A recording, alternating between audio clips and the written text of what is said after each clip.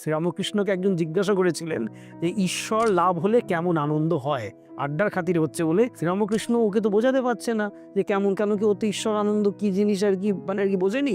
মাঝে মধ্যে বলতেন কি বলবো বাপু, কেমন ঘি না যেমন ঘি, মানে বলতেন ঘি যে খেয়েছে সেই জানে ঘিয়ের স্বাদ, আমি কি করে বলবো। কিন্তু সে বড় পিড়াপিড়ি করতে থাকে, আপনি বলুন না কেমন ফিল হয়। তখন শ্রীরামকৃষ্ণ তার স্তরে নেমে বলছে, আচ্ছা তোর কি কোনোদিনও রমণ সুখ হয়েছে, মানে হ্যাভ ইউ ডান সেক্স? তখন বলছে রমণ সুখ, বলছে হ্যাঁ। বলছে কেমন আনন্দ হয় শরীরে?